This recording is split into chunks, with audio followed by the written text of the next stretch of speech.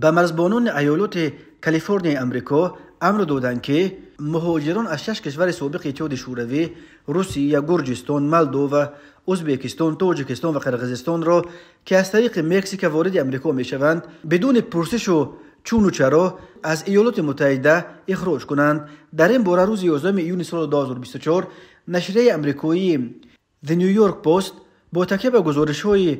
نشریه دیگر امریکایی فوکس نیوز و همچنین با نشر یک نامه خدمتی که به دستش رسیده است خبر داد. بر اساس این سند به مرزبانان کالیفرنیا دستور دادند که مهاجران از بیش از 100 کشور دیگر خارجی از امریکای شمالی و جنوبی را که از روی مکزیک وارد ایالات متحده امریکا میشوند اجازه ورود بدهند، ولی بدون ارائه حق پناهندگی برای آنها روز مرافعه دادگاهی تعیین کرده می شود و سپس با حکم دادگاه از امریکا بیرون می کنند و آن هم با وجود شدیدتر شدن سیاست مأموریت پرزیدنت امریکا جو بایدن نسبت به مهاجرانی که از روی مکزیک به ایالات متحده می آیند. و اما مهاجران از روسیه، گرجستان، مولدو و ازبکستان، تاجیکستان و قرقیزستان از حق ورود به امریکا مطلقا محروم گردیده به مرزبانان کالیفرنیا اجازه دادند که آنها را از خط مرز عقب برگردانند و بازپس به مکزیک بفرستند. سبب از مهاجران بیش از 100 کشور دیگر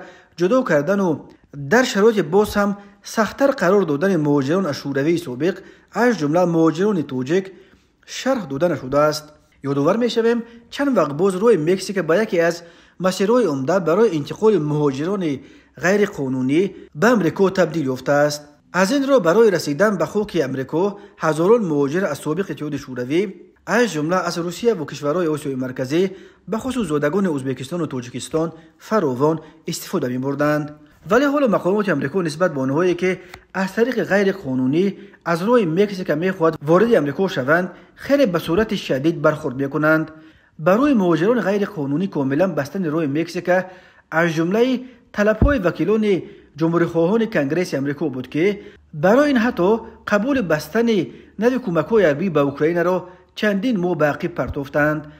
در نهایت مأموریت پرزیدنت بایدن همچون گذشت سیاستش را نسبت به مهاجران غیر قانونی تازه وارد گردیده شدید کرد و حالا چنین مهاجران را به طور عمومی از امریکا اخراج می‌کنند.